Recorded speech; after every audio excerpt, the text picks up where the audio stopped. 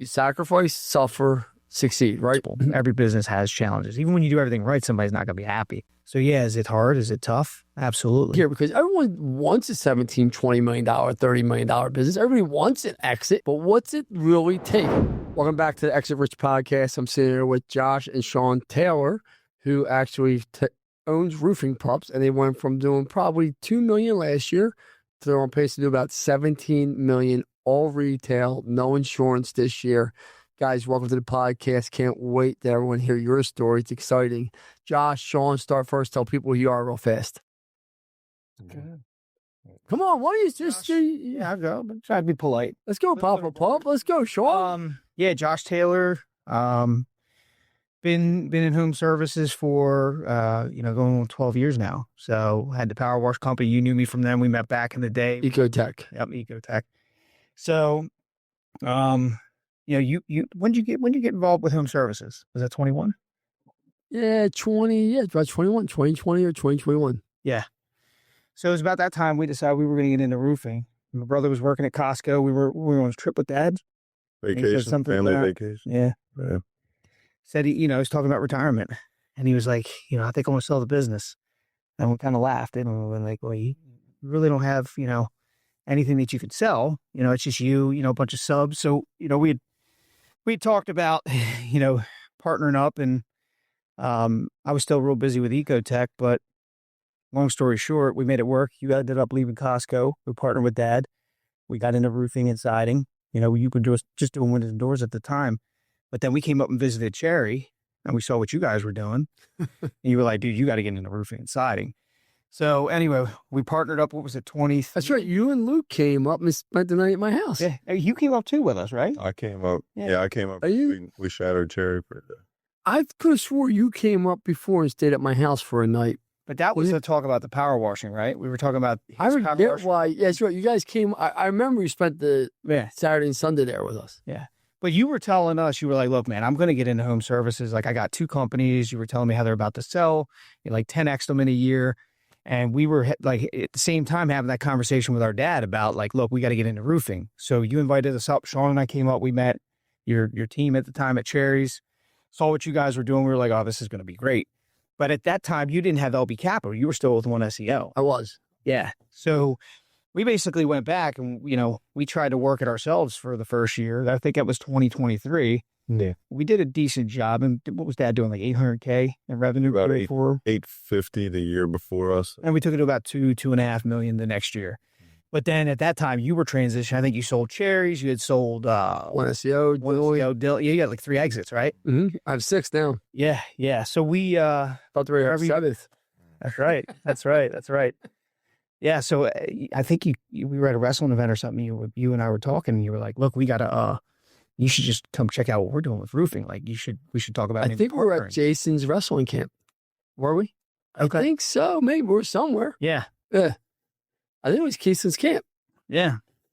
So anyway, I was like, well, look, that's interesting. Like, you were kind of telling me the numbers and what you guys are doing.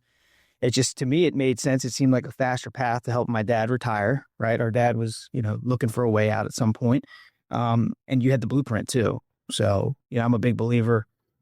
We don't have to reinvent the wheel. I'd rather, cut them to the front of the line somehow, if possible, right? Like, why not team up with you? You guys had a good team. I love Bill Roselle. I think 2 months later, man, we had Big Kurt up there, and, we were signing papers. I remember meeting your dad for the first time. And Sean, I actually didn't think you were on board. I was like, I don't know. Like, and I remember meeting Kurt, and I'm like, man, this is an intimidating motherfucker. Doesn't speak, doesn't talk, but he's built, big guy. And he just sits there and listens. And after we spent like 2 hours ago, I was like, yo, what do you think? He's like, well, I'm in. I was like, like all of a sudden, he's like, but it hasn't been perfect. Like, right? Like, you guys are going to do 17 million. You just had your biggest monster month ever. I think your EBIT is what, 450,000 this month? About that, right? 400? July. Yeah. Yeah, about 4. I mean, right? That's more than you were doing a month. You guys made a profit this month in less than a year. Mm-hmm. Absolutely. I mean, just think about that. You did more profit in a year, in a month, than you made in a full year before. Yeah. That's crazy.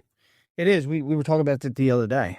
So we were talking about how this was the right move, right? Like, cause you said it hasn't been perfect. Like we can look back in the past year, we had some hard times, right?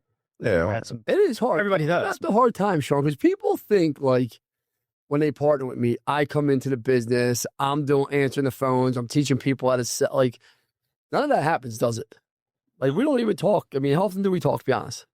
Once a month. We know what our job is. You were very clear with us in the beginning. You're not going to go sell roofs. You're not involved at the day to day. You're managing the fund and the team at LB Capital. And so, that was never the expectation, right? Like, But people think that they're from the outside. Yeah. There's Like some people are like, they call me up. The majority of people are like, I just don't want to work. I don't want to do it, but I'll give you half my company. Well, it doesn't work that way, guys. I ain't fucking. where's the logic in that anyway? Like, wouldn't everybody just be signing up if Lance was just going to grow their business for them and like make them a millionaire? Like, it just sounds too. If you do the work, it will. Exactly, right? Like, that's not the way it works. You got to work. You got to put the work in, Tell me about your biggest challenge, Sean. my biggest challenge, I would say, is Those are the process. Tell me what was your biggest challenge. You were like, at one point, you guys had to think, man, I might have made the wrong move here. Yeah, I mean, I've always like had from the beginning, like you spoke, like you couldn't get a read off me. It was like I was the one that was the skeptical one from the beginning. Like him and my dad were all on board, and this is before we agreed to everything. And I'm looking at everything, and like when we went up to Cherry to visit, I remember going through one neighborhood and there was 35 Cherry signs in one neighborhood. I'm like, how the hell is this possible? So then I'm looking at the office when I come up. I'm meeting you, for maybe the first, second time, and I'm thinking, this all looks legit, but I'm going to be the devil's advocate on this and try to play the other side of it. But I guess once, he's a good salesman. He sold me on behind a curtain. Oh, we make a good team. It's there's checks and balances. I'm like 100 miles an hour. Sean's like, hey, maybe we should, let's stop for a second and do this, and this. And I'm like, okay, you're right. So it's a good dynamic, actually. Absolutely. The deciding thing for me when we were going back and forth was, he was like, I had an opportunity to partner with Lance years ago, and I've really regretted not doing that since then. He was like, and I don't want to miss this opportunity. And honestly, it's probably the best decision, we've ever made business-wise, 100%. But what was your biggest challenge? Because like I want people to hear, because it's hard to go from a $1.82 million business to 17 in 1 year. Yeah. Like people don't realize the struggles, the pain. I call it, you sacrifice, you suffer, you'll succeed. How many times you have heard me say it to people, right? Like it's just got that letter frame, dude. At the house. There you go. Yeah, I wrote my letter. Yeah. You sacrifice, suffer, succeed, right? And that's what I want people to hear, because everyone wants a $17, $20 million, $30 million business. Everybody wants an exit. If you don't, you're a complete fucking idiot, if you ask me. But that's besides the point. But what's it really take? I want to know, like, what was the defining moment? Because I always say, like, Nate Link gave me his defining moment. Travis Adam, like, that'd be a time where you're like, man, I don't know if this is for me. And then something switches. And then you're like, all right, I'm all in. And then everything starts to change. I think for us, defining moment was like before we started, we're going on average, 300,000 a month, something like that. And then that first month where we actually got it going, we sold 700,000, and we didn't even know what the hell we were doing for that. Like, wow. I look at it, I'm like, how in the hell did we sell $700,000 in July? Like, I had no idea what we were doing. We had a 4-person sales team or 5-person sales team, and now I'm looking around, we got 17 guys out selling and, doing triple that. So a month. And you have no insurance work. We're doing no insurance work. Not a single insurance. When I say 0%, I mean 0%. There ain't no insurance. How's the cash flow compared to insurance work? Be honest. Oh, you look back at any of the insurance you did, you're like, what the hell was I thinking? I mean, no disrespect for those guys out there doing insurance roofing. Like, no disrespect. Get me to do it. You're like, Lance, you don't understand. I'm going out. I'm like, Josh, you don't understand. I ain't ever doing insurance. Yeah, you were right. All of those little tidbit things that you guys said to us when I'm thinking a year ago, I'm like, man, I don't know if that's going to work for us. It's a different play.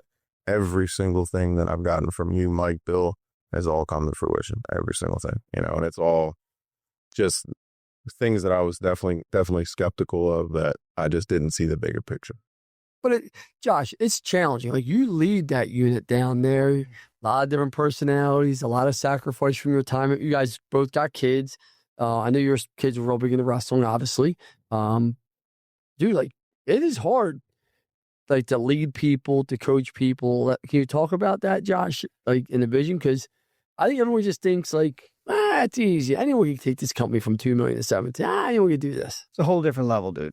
I mean, you're coming from a guy that had a, $3 million power washing business. You had 3 locations, anywhere from 30 to 40 employees at any given time of the year. Thought I had done something really big. It's just a whole different level. It really is. When you're dealing with that kind of money, that amount of people, personalities. I mean, even when I had my other company, I had a lot of direct reports. I had some installation people between me that were, managing, but I'm responsible for those 17 people. Plus I oversee my canvas department, and I also work with Sean on production. Thank God, like, we do this together because he's really great and strong in the production side. But it is a different game. But I think that the mistake people make is because they think they can make sense of something. They can understand how to get or create a $15 million business. I think they think it's easy.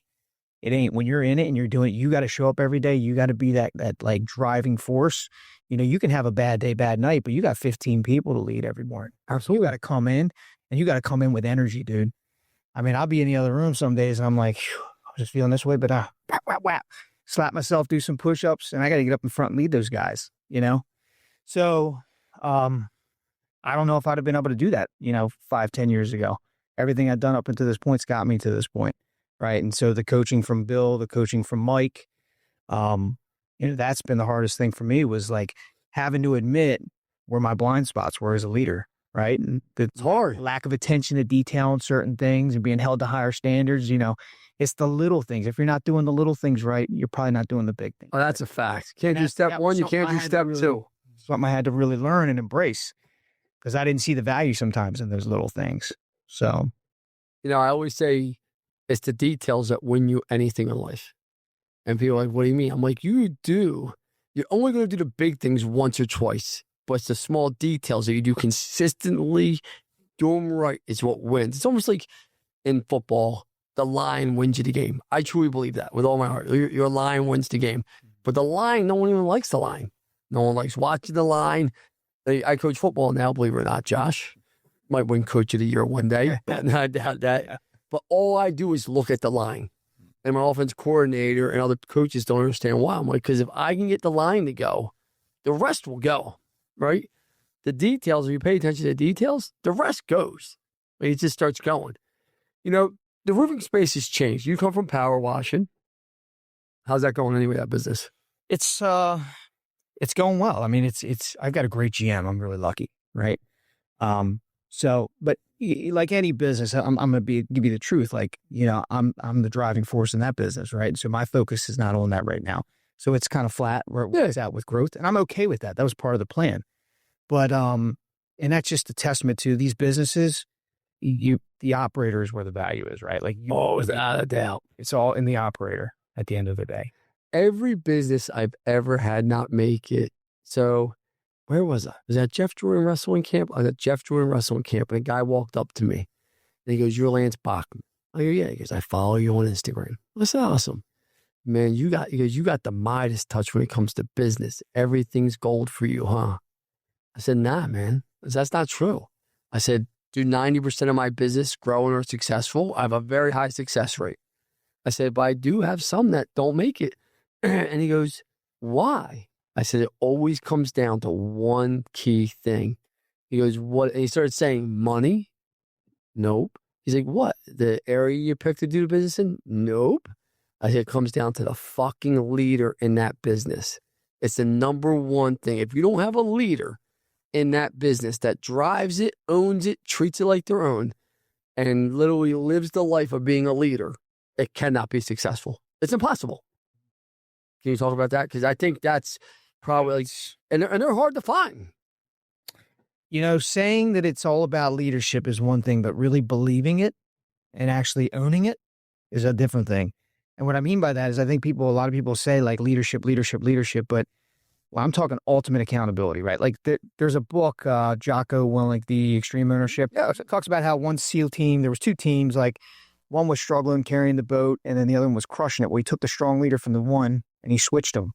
And it was really had everything to do with the leader, not the team. Absolutely. Right. So like that's one of the biggest takeaways for me is it like being in this environment and seeing, other people, seeing what we're doing here is really owning that. Like everything, all of our success, all of our failures are on me. 100%. All comes to me. Doesn't matter. There's no excuses. Absolutely zero excuses. And so, like you said, I mean, every good business, every successful one, everyone that struggles, it's always because of one thing: leadership. Either have it or you don't. Because period. Think about what we sell. We're selling roofs. And I love you guys. I'm not being disrespectful.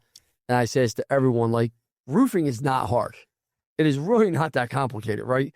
All the tools that are out there with Service Titan, Roofer, Roofle, right? 90% of all work is subbed out by roofing companies for the most part, right? Like, so the subs are really the experts at putting the actual installation is. Now, you got to know it yourselves, too, to make sure we're quality controlling everything. But, like, it's really, you go to a home, they have a problem, you give a solution, you give the right solution, you make them happy, you install it, you collect your money, you leave. I'll see you in 12 to 18 years. Like, it's really not that hard. We're like power, and it's a good ticket item. Average sale in Maryland's what, probably 15, 16, 17,000? Yeah, right there. Right? Your net, what's probably 20% to the bottom line right now? Yeah, 20% net operating income. Okay, so like, that's a good business. And no offense to power washing, we had a guy yesterday at the shop tour, in the power washing company. I actually told him about you. Young guy, Matt. And Matt, if you're watching this, you told me you listen to this shit, so pay attention. What's the first piece of advice I told him to do you think, Josh? He owns a 3-truck power washing company. What's the first thing that you think I told him to do? Get out of it. I did like that. I said, add roofing right away. Yeah. Because it's all the same time and energy. Yeah. Like, if I'm doing a power washing sale, I just walk them through it, I still got to answer the phone. I still got to put it into a CRM. I got to pay for advertising. I'm probably paying for the same cost per lead ballpark, right? Then I got to get my sales guy to go out there and sell the job, or do it by phone using Google Maps, whatever you do. Then my ticket in power washing, the average ticket, not commercial, is probably going to be somewhere between $400 and $800, maybe. Correct. Right? So my average roof's going to be somewhere between $13,000 and $18,000. If I operate them both at net 20%, do the math. You're doing 3 jobs a day. It's just, you can't compete. Oh, I will tell you this, and you probably call me a liar. Most people listening will probably say this. I promise you, it is easier for us to schedule and get a roof installed than it is to successfully do a house wash, roof cleaning, gutter cleaning for someone and train somebody to do it. It's just way too many. Because these guys are professionals. These guys that come in here and do these installs, I mean, they do everything. They manage themselves. They're motivated. I'm talking about our installation crews. Unbelievable. Well, and this is the thing with installation crews, and I say this all the time, and I'm not here to put down white American males, but they don't want to work. They just don't. Like, and I'm not here to, like, and I know it sounds racist, but I guess I'm white, so I could say it, right? But, like, when's the last time you seen 10 white guys up on a roof, cracking shingles, ripping them all? When's the last time? Those guys are laughing all the way to the bank. They jokingly, they call us gringos. They laugh. They're like, what do they call us, gringos? Yeah, pick it up. Yeah. I mean, these guys are hard workers, man. I see what they make every week. And they're good people. Hard. They're very good people. They're good people. They're people of faith, and they do the right things. Let's just talk about this switch, because Kurt, like, when he had to switch to Service Titan, right? Sean's laughing. Oh, God. Can you talk about what that was like, that switch to Service Titan? And because technology is hard, right? What was that like? I mean, Service Titan is everything for us. And I remember talking to you originally, and you're like, if it doesn't live on Service Titan, that doesn't exist. So to go from what we were using to that, I was lost for a little bit. But the more I played around with it, the more I got into it, I realized the things that it could do and how much it can help grow the business. It was very eye-opening how big of a part of our business it is. And the technology of it to be able to do everything all in one place. Do you believe you could have done $17 million in your first year without Service Titan? Do you believe that? No, running off of what we'd be so lost. Man, Josh is sitting there staring at the table. What we were running off no way. Definitely could not handle 17 million of business.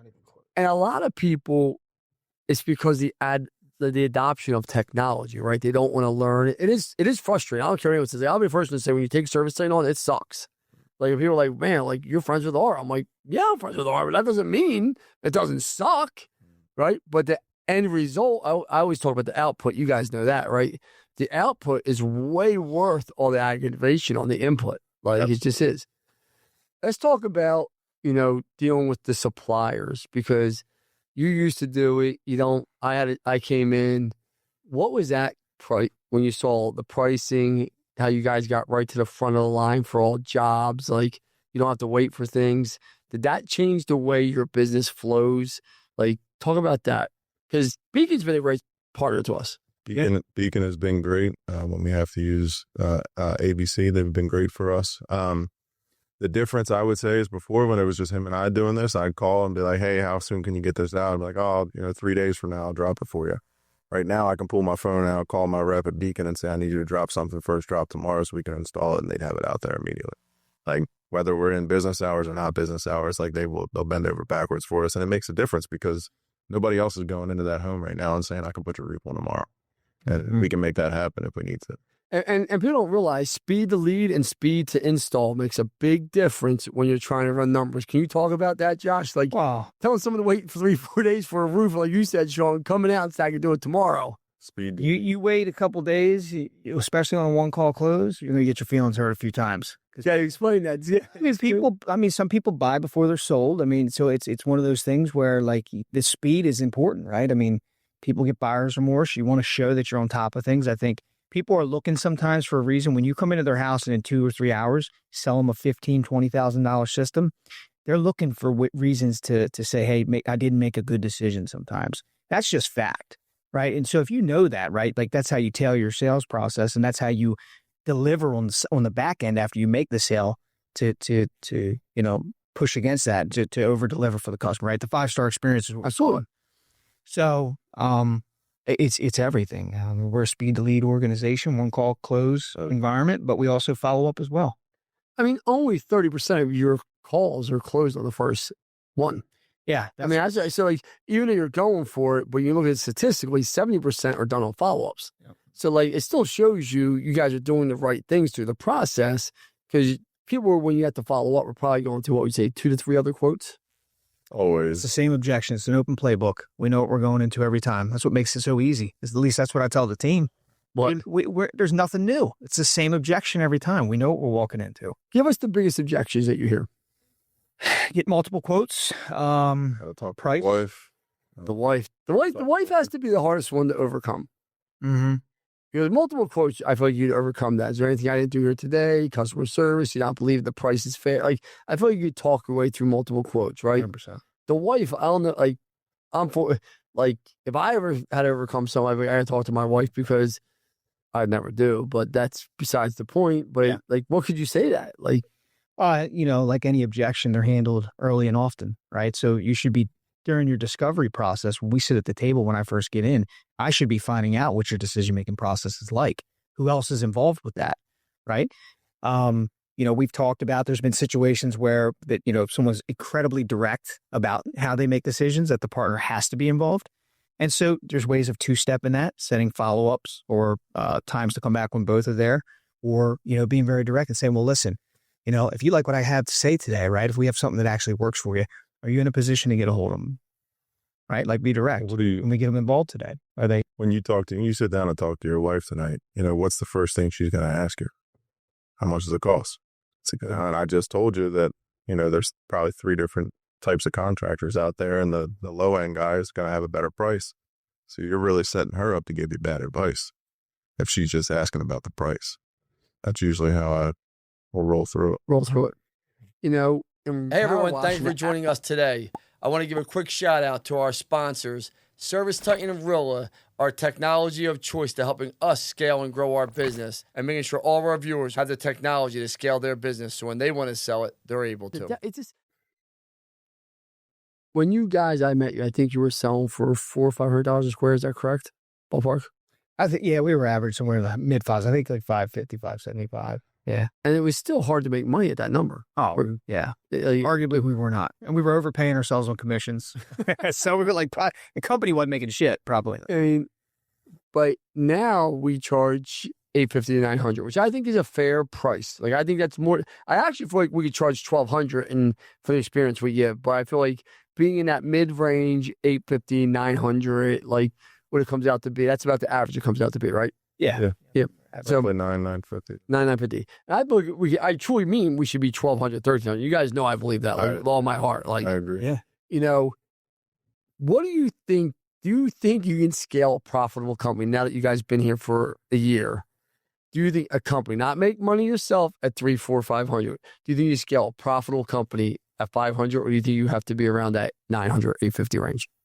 I think you got to be around that 900, 850 range to run a proper company. I mean, you can do it and pay yourself, whatever you want to pay. But if you're going to scale a business and prep it, to be sold, it's got to be at that range. Explain why, Sean, because I think a lot of people don't understand. It seems like you caught on to this stuff pretty fast. I think that, there's a lot of things that you don't even think about when you're running a legit business. How much are you going to pay for insurance? Are you giving your guys cars? Are you paying for their gas? Or do they have 401ks? Like, there's a lot of hidden things that you're not paying for at 500 a square. But if you're at 850 and 900 and you can deliver on a 5-star experience, and doesn't matter to me if I have to go somewhere and rip an entire roof off, because I want to make sure that it's right. It's funny you say that, because we talked this morning in a leadership meeting, and I said I want every one of my companies that own a nice home, that drive a nice car. Why shouldn't they be able to? Was that not yes or no? Like, Yeah. And I saw some people head kind of wow, he's right. Like, you saw Merce head, he's right. Like, everyone should be able to have nice things and have a nice life. Like, the average roofing salesperson probably makes, what would you say, 200 to 300, 150 to 250? In our organization? Yeah. So, yeah. 200. 200, right? You can live a good life on $200,000, a great life. Absolutely. I mean, you can live a very good life on $200,000. I mean, and you're doing a lot of good for people when you're selling them the roofs the right way and doing the right things. Yeah. I mean, I don't know too many companies that have scaled that are huge selling at 550 a square. All the big ones, Power, Home Genius, Long, Fitzpatrick, have them out to your house. They start out 1,500, 1,800 a square. Oh, yeah. So, to answer your question, no, because if you're at 550, 400, what are you selling? You're selling price. And there's always someone lower, man. Always someone cheaper. Matter. So it's just a race to the bottom is all it is. You just don't want to commoditize the service and what you do and what you offer as a company. And I think when you make it all about price, that's exactly what you do. And you will lose that battle every single time. I think when we started this, that was one of the hardest hurdles, for us to get over. And that's what I hear from a lot of other people that are just starting is, other people are cheaper. Like, it's not about the price. And Mike Shelley had beat that into my head over the last year. And, it took probably a month or two, maybe 3 months for me to finally realize that, to where it's not about the price. That guy that's buying it for 400 a square is not our customer, and I don't want him to be our customer. If it was about price, everybody would be at Taco Bell and Wendy's and Chick-fil-A. There'd be no Capital Grills. There'd be no Eddie V's. There'd be no Ritz-Carltons. Everybody would be sleeping in Motel 6s. But honestly, you really just bring it down to everyday life. Look around you. If it was truly about price, we'd all be sleeping in Motel 6s, but we don't, do we? No. Price is an idea. That's it. It's an idea. I mean, I remember when I didn't think I could sell a house wash for more than $199.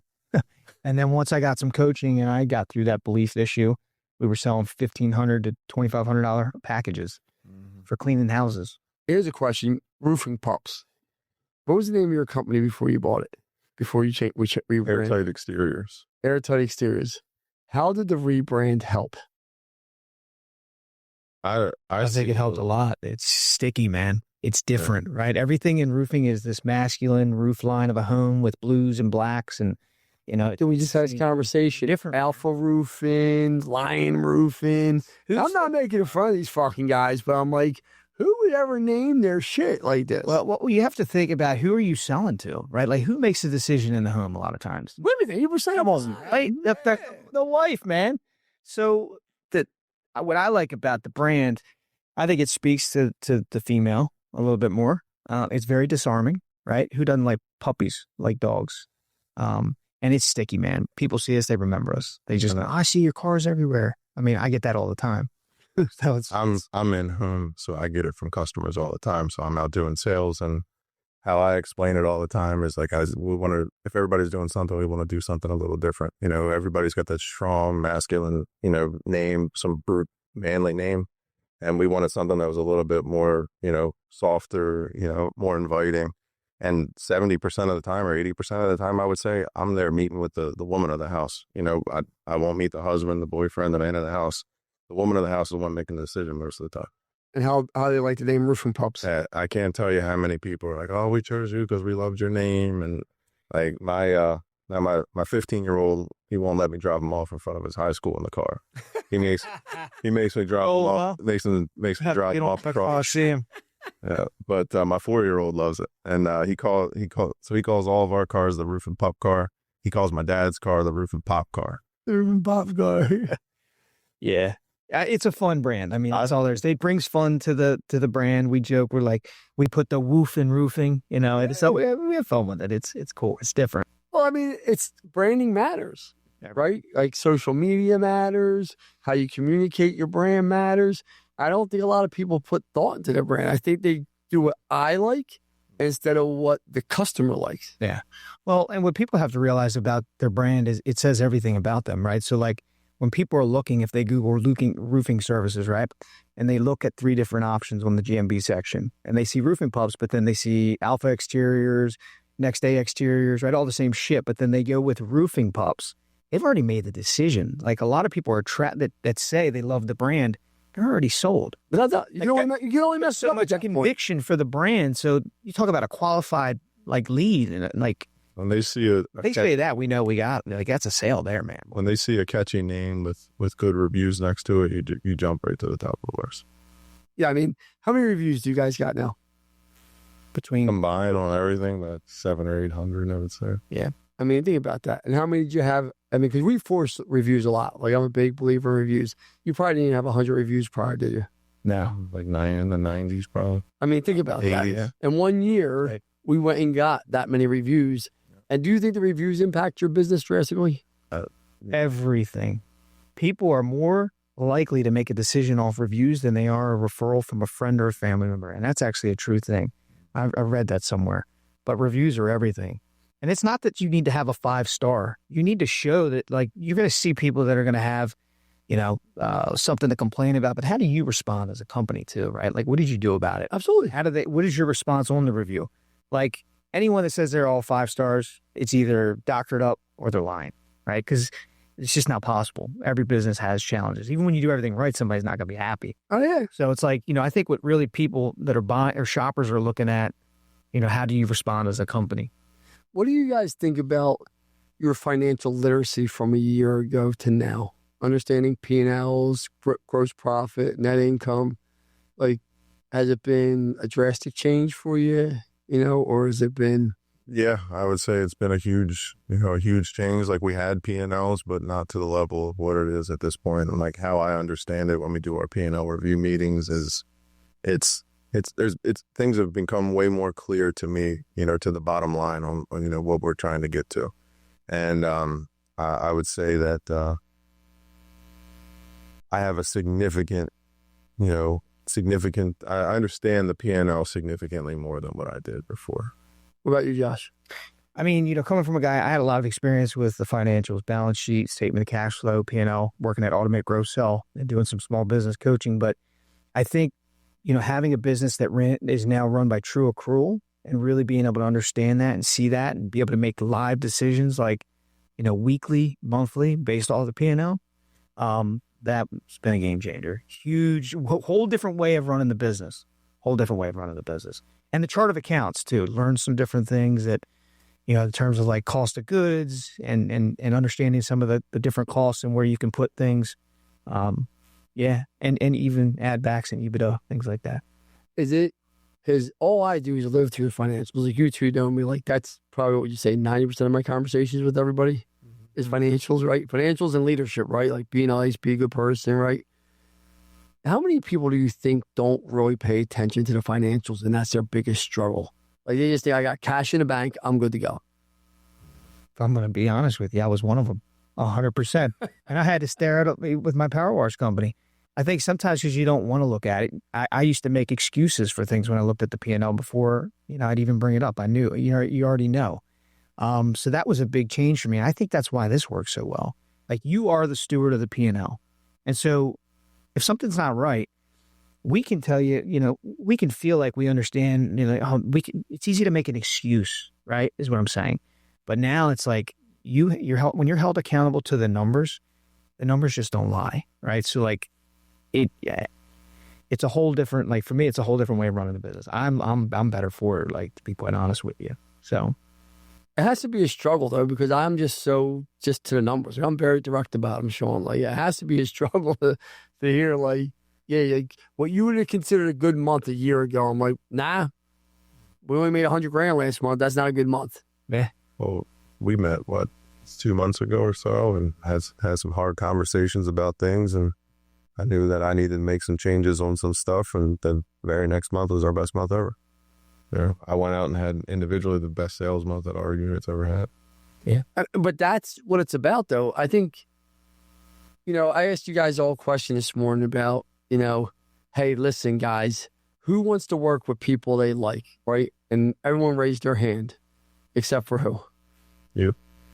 And what did I say? I could care less. I could care less.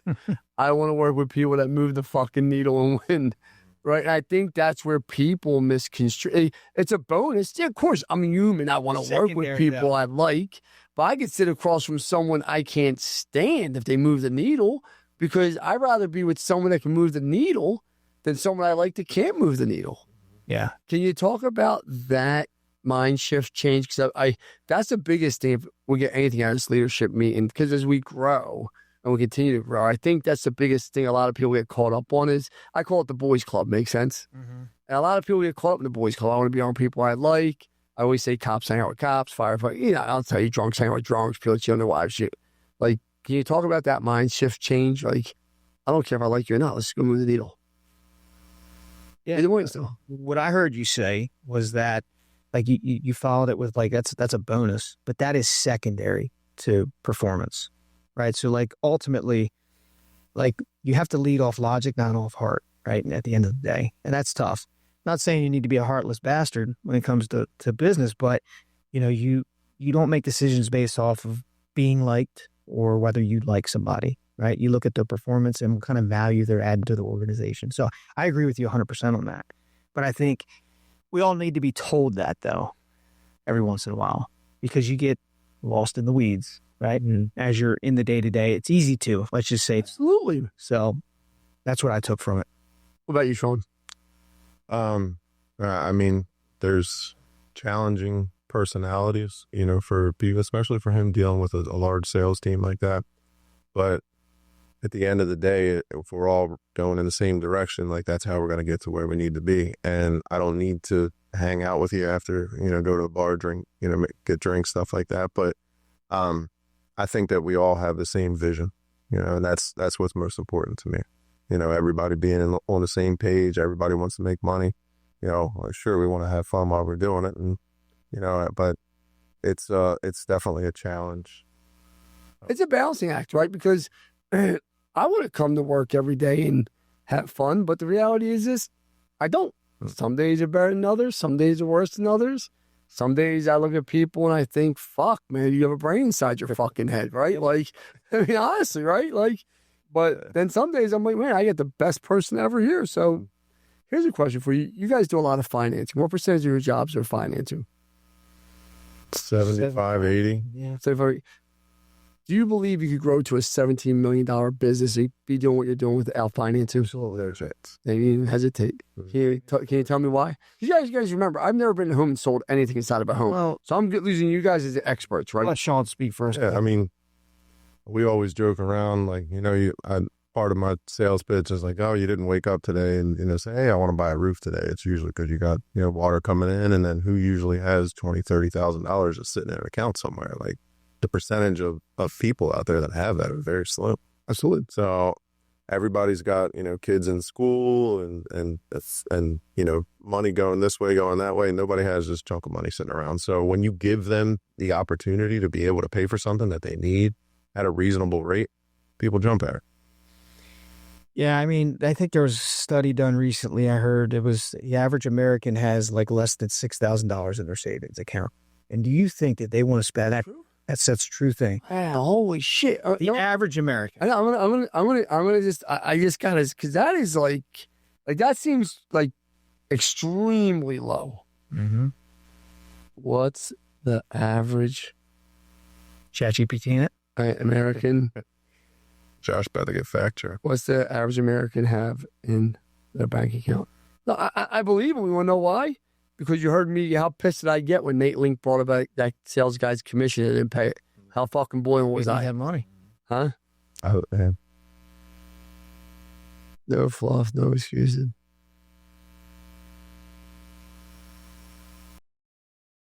The average person has $5,400 in their account. So less than $6,000. That is fucking nuts. Do you think that they want to spend that freaking money on a roof? That's the most unsexy purchase I could ever think of making in my life would be to buy a freaking roof. How often do you look up and say, man, I love my roof? I mean, I walk in and out of my front of my house, in and out of my door. That's it. I don't care about my roof. I couldn't even tell you what my farm looks like. I couldn't, but I'm oblivious. So, like, but the point I'm making is they don't have the money for a roof. It's not a sexy purchase. You have to finance. If you're not financed, and if you want to sell one day, you better be strong in financing. Because I tell you, like to me, if I'm private equity and I'm looking, and everybody wants PE money, right? That's ultimately what we're doing, right? So if I'm a PE, explain why they want PE money. Because I don't think there's someone hit me with a stat here. If there's 12 businesses for sale, one of those businesses will sell inside of a year. One, and that's going to be a private sale, most likely, meaning SBA, or I hold a note. I figure out terms with someone. It takes the average private equity firm to go through 400 to 500 deals to close one. So just think about that. 400 to 500 people they go and talk to, and they close one. So that's why. But why do you want the PE money? Why I gave you that stat so you understand when you tell them why you want the PE money. Tell them, Josh.